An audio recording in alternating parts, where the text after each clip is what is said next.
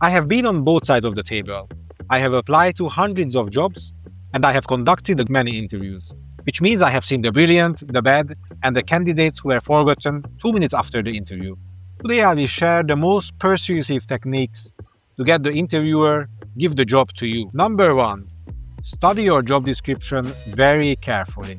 The job description is important for a reason. Usually multiple people have written and reviewed it, and ultimately it is the scoring criteria for the role.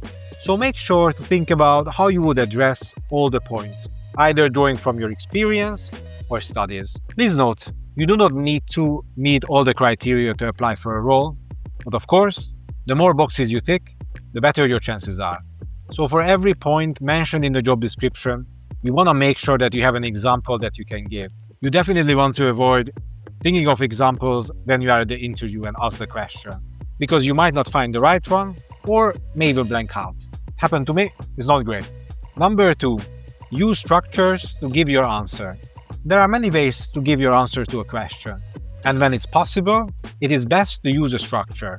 At the beginning of your answer, you can signpost how many points you will make, or you can use the STAR method. Say, they ask you why you are the right fit for the role. You can start by saying that there are 3 reasons you are the right fit, and then go over them one by one. It shows confidence and that you thought about your answer, and also helps the interviewer. It makes the job of noting down your answers and referring back to them later very easy. Then, the STAR method is very helpful for situational questions. For example, take the question, can you tell me about a time you managed a difficult project under tight deadlines? For this, the STAR method would be very appropriate. It stands for situation, task, action, and result. Let me give you an example.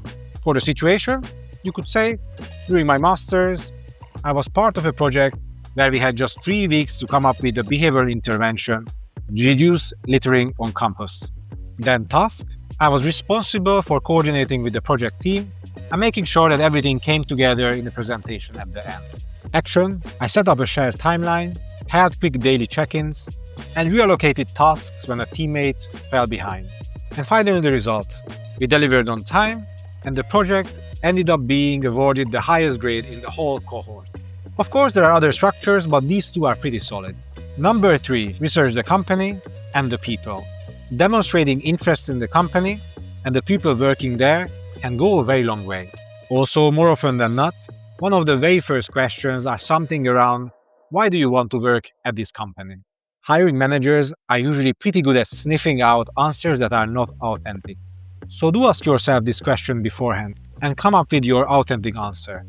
Is it career progression, the type of role, the type of work the company does, the culture of the company? Whatever it may be for you, say that. Then, research the people online. You can often find the hiring manager on LinkedIn or people working in similar roles that you would be applying to.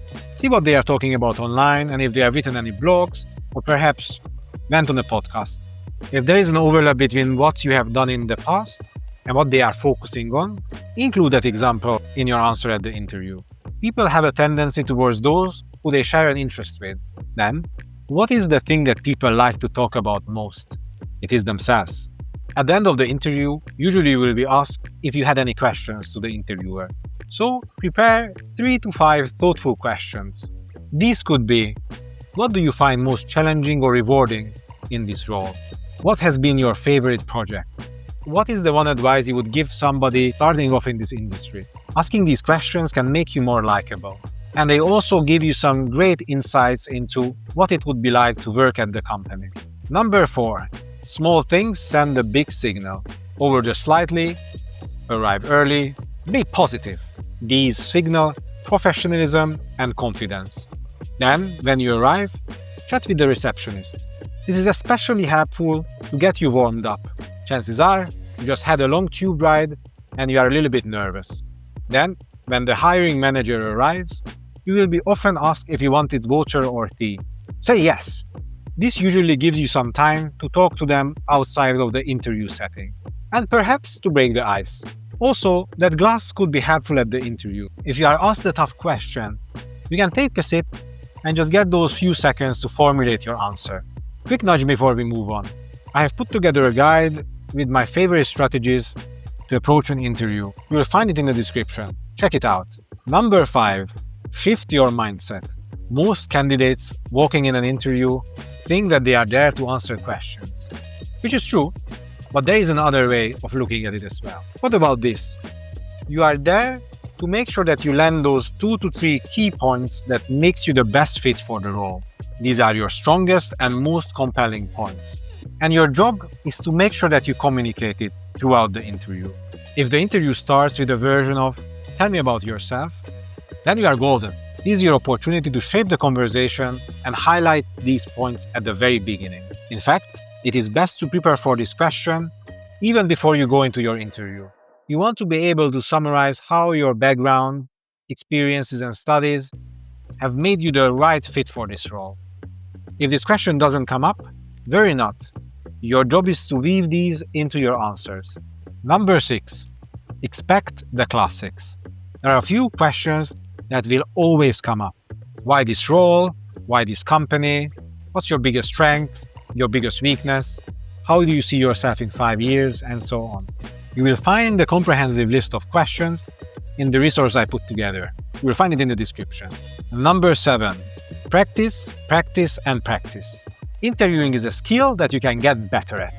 So it's very important that you practice answering common questions. And when applicable, use the STAR method to bring your answer to life. You can also use something like ChatGPT to come up with questions tailored to the job description. In this way, you will be prepared to answer different types of questions. Having the answer written down is helpful, but practicing out loud is the best thing you can do. If you can, work with a friend and do a mock interview. But if it is not possible, you can also use ChatGPT's voice function to practice. These are some of the most important lessons I have learned from being on both sides of the table. And for more help, you will also find my free guide in the description. If you want more applied behavioral science or career advice in your feed, hit subscribe so you will not miss the next one. Stay curious and keep making your choices count. Best of luck for the interview.